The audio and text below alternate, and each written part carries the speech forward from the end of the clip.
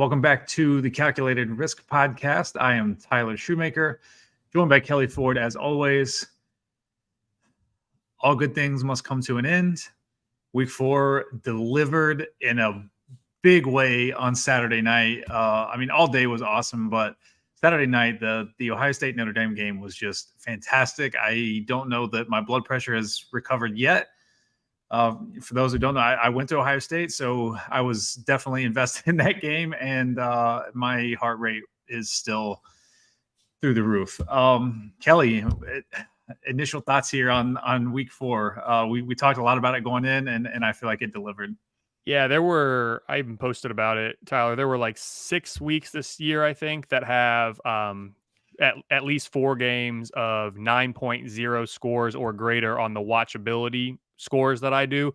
This was the first of those, and so I was very excited for this week. There were a lot of high profile, high impact, high quality, highly competitive games, and it did deliver. And it started in the noon window with Florida State and Clemson going to overtime. It continued into the afternoon with Alabama getting a huge win over Ole Miss, and then Utah and UCLA slugging one out as well. And then into prime time, of course, capped by Ohio State and Notre Dame. Again, there were plenty of other really big, really important games, but those are the ones that, as I just think back on the weekend, stand out the most. And yes, Ohio State. I'm an Ohio State fan too. We've talked about that, and I live in the state of Indiana, so there's a lot of Notre Dame fans around me. There's a lot of Notre Dame haters around me, but it was a very good game, and we don't always say that about 17 to 14 games. I think I appreciate good defense probably more than the average college football fan. I actually prefer defensive battles. That 9-6 Alabama LSU 2011 game, like people say that was the downfall. That's what caused us to do all these different things. I loved that game. Like I'd take that game again. But I know I'm in the minority there. I thought this 17-14 game was great. And what's interesting, Tyler, for me about this is I had Ohio State power rated number 1 last week. Ohio State is still power rated number 1. We're going to get into who moved around in our power ratings and all that, but their power rating actually dropped. So I have Ohio State downgraded about half a point from where they were last week. Notre Dame, they were number 13 power rated for me coming into the game last week.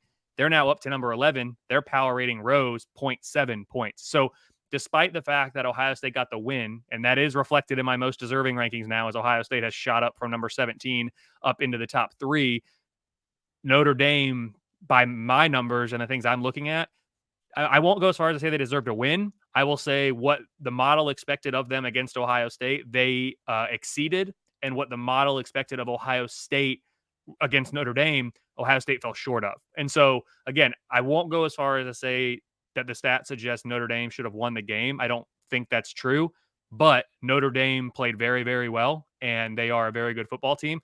Ohio State fans should be thrilled, relieved, and excited that they get out of South Bend with a win. Yeah, my ratings and rankings also reflected the same. I had a slight downgrade on Ohio State, a slight upgrade on Notre Dame.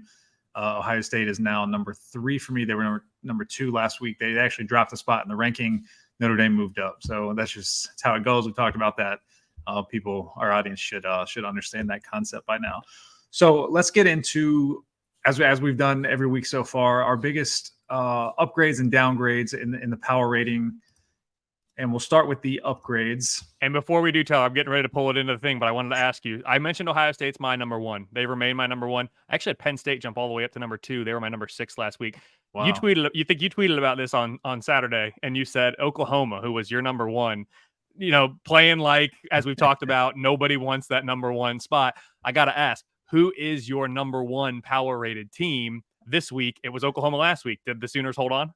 They held on. I was not going to be surprised if they would have dropped, because they weren't. Their defense is just so much better than anticipated this year, and I think that's really helping them out. Obviously, they've had some huge offensive outbursts. That was not the case this week against Cincinnati in a 20-6 kind of slugfest game.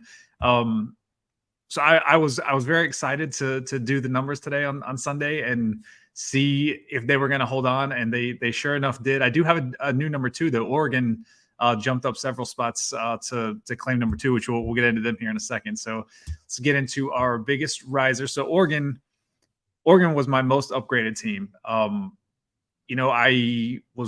aggressive. I've talked about I was very aggressive in upgrading Colorado. So with that comes Oregon beating the daylights out of them. So then Oregon gets to reap the benefits of the accelerated Colorado upgrade from the last few weeks. So Oregon, the huge beneficiary here, by far my number one.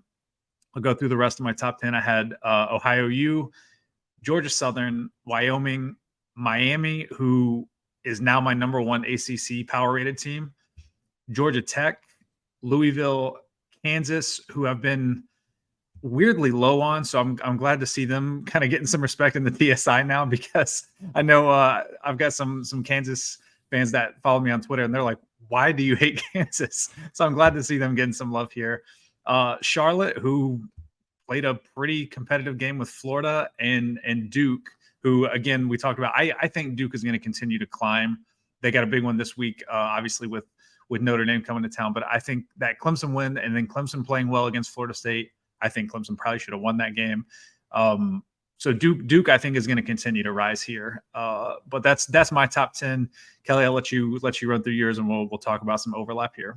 Yeah, before I get into that, Tyler, I want to confirm. So you have Miami as your number one power rated ACC team. That's interesting. Yeah. I still have Florida State. For me, they are power rated number 9. Their rating is up. Their ranking is down this week. But I still have them about 6 points better than Miami on a neutral field. My number 1, 2, 3 in the ACC power rating: Florida State, Miami, Clemson, with North Carolina not far behind. And then it comes Duke, Syracuse, Louisville, all those teams in my top 30 in the power rating. So that's interesting that you've got Miami up there now. And hey, man, the U is back and the ACC is there for the taking. I mean, Florida State has staked their claim, but Clemson at 0-2, they're done. I mean, they're not making the ACC championship game. I just can't see it at 6-2. Even I don't see it. So I think my numbers give that like less than a 1% chance now for Clemson. So the other spot there in the ACC is there for the taking. If Miami's able to do it, that would be obviously that'd be beyond ironic. Because the ACC back in 2005, I think it was, when they created the divisions, Miami came in, Boston College came in from the Big East. They created the divisions, the Atlantic and the Coastal. And nobody could ever remember who's in which one because it wasn't geographic. It made no sense without considering the only reason they did it that way, or the biggest reason they did it that way, was to put Miami and Florida State on opposite sides so they could meet in the ACC championship game every single year. They never met one time. How ironic would it be if this year, without divisions, they end up meeting in that ACC championship game? That the irony in that would be something you only find in college football. Anyway, for me, the top 4 or the top 10 week 4 upgrades, I've got Georgia Southern that comes in number 1 for me. They're up 5 points. They are the only team that's up more than 3.3. The Eagles, very impressive in their game this week, up 23 spots in the rankings, which was also the highest that anybody moved in the ordinal rankings. Maryland, Ohio, Charlotte, Georgia State, East Carolina, all up 3.0 to 3.3 points. And then I've got Fresno State, Air Force, Georgia Tech, and Akron rounding out my top 10 biggest movers in the positive direction.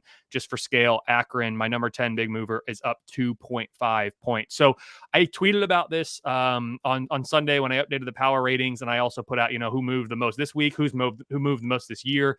I said water has really found its level here with most of these teams. And it's not to say that we won't get an outrageously good or bad performance from a team well above or below the model's expectation moving forward, which ends up yielding a movement in the ratings plus or minus, more than 5 or 6 points.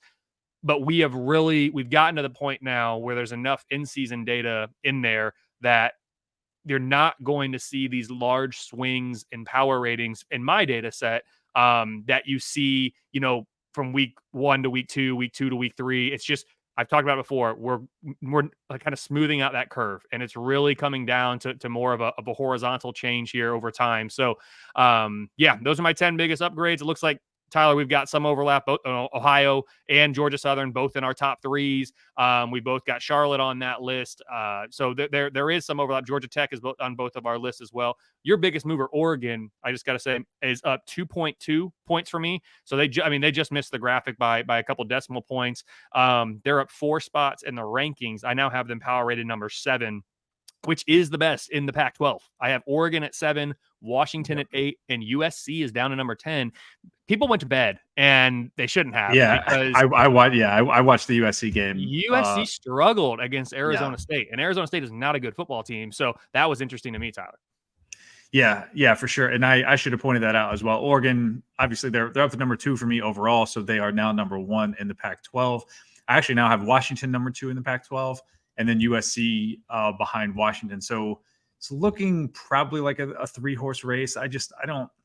Utah is way down for me in the power rating. I mean, I know they got a good resume win against UCLA, and I tweeted they had Dante Moore in hell all day. That poor kid. He's going to be very good.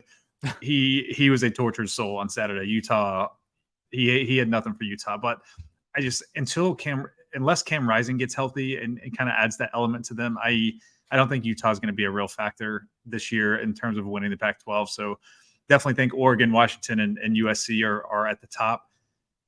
You're right. USC, not impressive. I have concerns. Nonetheless, let's get to our biggest downgrades.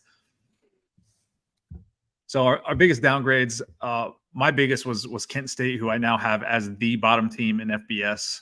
They got pounded by a Fresno State team that my numbers have been high on since the preseason. That's one of the few teams that TSI has been right on for the most part. Been wrong on a lot of teams, but Fresno State was a team that I was kind of ahead of the curve on, I think.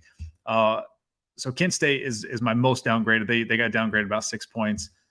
Then we have Ball State, San Jose State, Old Dominion, who won by 1 point against a team that was literally Division II a couple years ago. So not good in Texas A&M Commerce.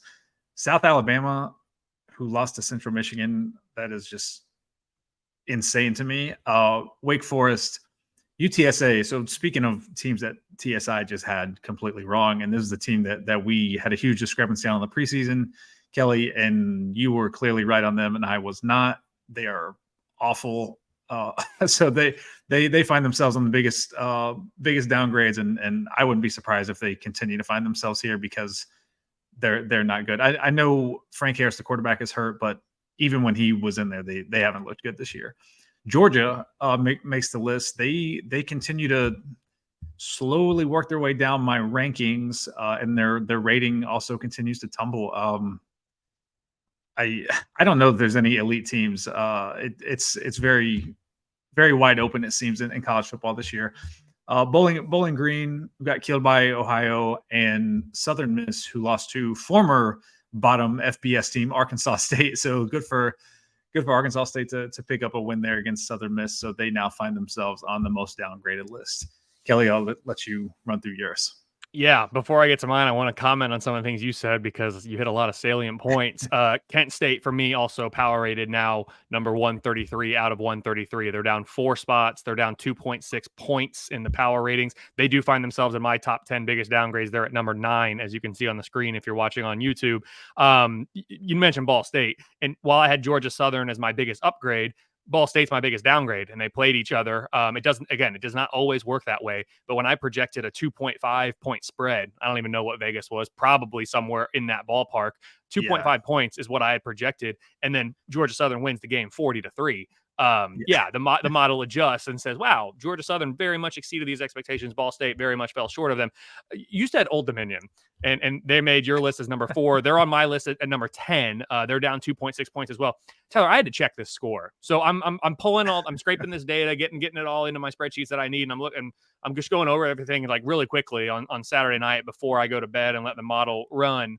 And I stopped. I said that's not right. That cannot be right.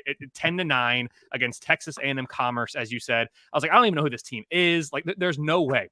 I double checked on 2 different sites to make sure that this was actually a 10-9 score, and then I dove into like the actual stats of that game, and I was like, I almost wish I could have like gone back and watched this game because it just it was that bad apparently. So I understand why they're your number 4 biggest downgrade. They're my number 10. this week. So Georgia, for me, also down. They're not in my top 10 biggest fallers, but Georgia, for the first time this year, outside of the top 2, I have them at number 4 in the power ratings now. They're about almost 3.5 points behind Ohio State now, who's my number 1. So a Georgia team that's really sleepwalking through this point of the season. Here's my top 10. Ball State, I already mentioned it. They're my number 1 biggest fallers, 4.4 points down, 15 spots in the rankings. San Jose State, Wake Forest are the only other 2 teams that fell more than a field goal in the numbers. Baylor, a team that is just, I mean, they're in free fall. There is no team this year who has fallen farther from preseason to current than Baylor. They are down 10.8 points from the preseason to where they are right now. That's 47 spots in the ordinal ranks. It is bad in Waco. The Baylor Bears, hey, they played Texas, right? And Texas is a team that my numbers really, really like from both a power rating and resume ranking standpoint. I did not expect Baylor to win that game. I expected Baylor to be somewhat competitive in that game. I'm going to look really quickly at what I had the projected spread. I had it at 17.5. So again, that's 11% chance to win is what that is by my numbers. And so I did not expect it to be a competitive game in the fourth quarter. This game was not competitive long before that. And I've been disappointed in Baylor. I've downgraded them a ton, and apparently it's not enough. So Baylor's down 2.8. Bowling Green as well. South Alabama, Coastal Carolina, Michigan State, another team that just seems to be really unraveling. And then I mentioned Kent State and Old Dominion round out my top 10 biggest downgrades of this week. Old Dominion, Kent State down 2.6 along with Michigan State and Coastal Carolina, actually. So numbers 7 through 10, all down 2.6. Again, it goes to show you water finding its level. And these power ratings now, I feel as though we have a pretty good handle on who most of these teams are. Again, you're going to get surprise performances every single week in the positive and negative directions. But I think the models that are out there, including my own and yours and others, I think we have a pretty good feel. And bettors will say, "Oh, that's great. So now we're going to be really sharp. We're going to be really good." Well, guys, Vegas has a really good feel. Oddsmakers also, we've all kind of gotten into this good feel together, so you don't expect a bigger advantage than normal if you have one. But it is reassuring from someone who creates a model to know that, hey, I think the numbers are pretty dialed in now, kind of across the board. Yeah, and as you were going on about Baylor, they're my number 6 most downgraded team of the season at just under 10 points from their preseason rating. Hit me with your top 6. I want to see if they're in my top 10. My top 6, Georgia number 1, because I had them so high. I had them with a 32 rating in the preseason, which is down to 20.9. So Georgia's my number 1 faller because they had the most room to fall. Okay. UTSA number 2, Oklahoma State number 3, South Alabama number 4, Pittsburgh number 5, and Baylor number 6. Okay. Yeah, we have some overlap there. I have Oklahoma State in there. I have UTSA in there. I'm looking at Georgia really quickly because that's interesting. Yeah, I mean, if you have them that high to start, then yeah, looks like I had them at a 28.9. So they're now at a 20. Now they're at a 23.5. So yeah, they're not quite in my top 10 biggest fallers, but they're not far off. Yeah, because they did have a long way to fall. So yeah, okay, cool. Top 10 upgrades. Since we're talking about that stuff, I'll go to give you a second to look it up. I've got Oklahoma up 9.8 points from preseason. I'll get these out of here. Oklahoma's up 9.8. That's my biggest riser. Washington 8.8. Duke 8.4, along with Miami of Florida. Texas State, Syracuse, Oregon, Colorado up 7.4, even though they fall in each of the last 2 weeks. They're still much better than my original preseason numbers had. Jacksonville State, as I continue to try to figure out this FCS to FBS transitions, and then Washington State at 6.9. So those are my top 10 biggest risers. Nobody more than Oklahoma, but Washington is charging up that board. Yeah, we've got a lot of overlap here. So Duke actually has overtaken Oklahoma as my number 1 biggest riser from the preseason. But if I recall, I was lower than the market on Duke coming in. Like I had them with a minus 1.2 rating in the preseason. So that's way up now. That's now up to almost 16. So they're up 17 points from the preseason. Oklahoma up 15 points. Miami, Florida, Texas State, Oregon, UMass, Colorado, Rutgers, and Hawaii. I think that's 10. I didn't have it.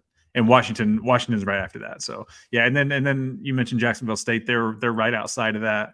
Syracuse, not too far. So we've got quite a bit of overlap there on our season long upgrades and downgrades. So that's good that we're kind of in the same ballpark there.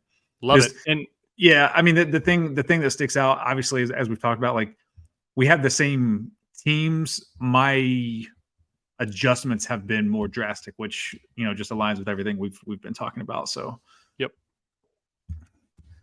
Yeah, well, I think that's going to do it. Again, a great week 4. Looking forward to week 5. Just real quick, we got some time. Any matchups from week 5 jump out? That you're anxious to look more at. Before we speak again on for the Thursday show. Well, I haven't updated my watchability scores for week 5 yet, but as things stood going into week 4, this was another week that had 4 9.0 or better games. That'd be LSU at Ole Miss leading the way, Clemson at Syracuse, Notre Dame at Duke, Utah at Oregon State. Other games that had better than an 8, Georgia at Auburn, South Carolina at Tennessee, Florida at Kentucky, Texas A&M versus Arkansas, a neutral site game there. Man, a lot of these games are going to be fantastic games, regardless of what the watchability scores change up, down, or indifferent as I finalize this week's graphics and info. But yes, it's going to be a very fun week.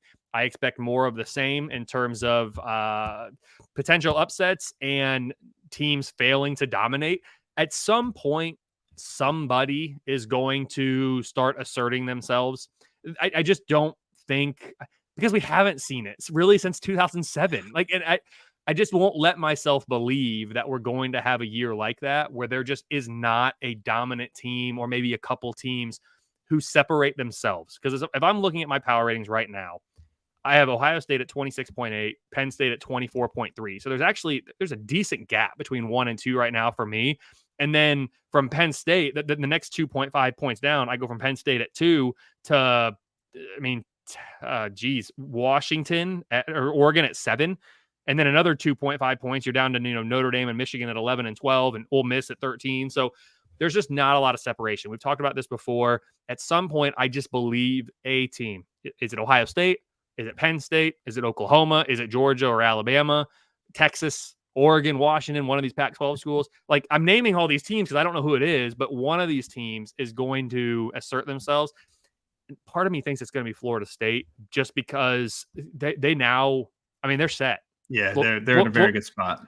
Florida State has already taken down their 2 biggest opponents from a power rating standpoint. And if we project forward looking at them and you look at what they have upcoming, it's not difficult. So again, that doesn't, if you winning alone isn't going to separate you in a power rating world. But I just mean from a who's just going to pull away here. I'm looking at their schedule and who you're going to take them to lose at home to Duke, Syracuse, Miami at home, at Florida. Like, which one of those games scares you if you're Florida State? Probably none. And they can lose a game now and still be just fine because of what they built with LSU and Clemson, who I fully expect to end up being a team with a good record. That's not how I assign credit, but I know that's how the committee does. And so Florida State's going to be good, I think, moving forward in terms of, chances to go undefeated and all that. But someone's going to separate. And I don't know who it's going to be, but that's what I would say. Yeah, Florida State is interesting. Obviously, the 2 biggest obstacles out of the way. I do wonder. They pulled off the win on the road, so kudos to them for that from a resume standpoint. But as I try to project forward on them, I think they have some real concerns. I think a team with a good offense is gonna beat them. I don't know. I don't think that was LSU. I don't think Clemson has a great offense. Eventually, somewhere down the line, they're going to run into an offense that's going to be able to take advantage of some of their weaknesses on defense. A team that I'm really intrigued by here, last thing, and then we'll wrap up. Michigan, our guy Bill Connolly, he's got him number 1. He's got him number 1, and I'm like, I don't know. I don't. You've got him what, 12? 12 now for me. Yeah. Yeah, I've got him 8. FPI has them at somewhere in that range, between 8 and 12, I think. I don't know. I don't know what to make of them. I get that they're probably sleepwalking and just FPI has them 12. I just looked it up. They have them 12 Yeah. right where I do. Yeah. So I would be very curious why SP Plus has them 1. Like I mean, I reference a lot of different models from guys like us and guys that I respect, and I don't know anyone else that has them that high. So I'm when I saw that today, I like fell out of my chair. I'm like, what? It, do- So it I'm doesn't very look curious.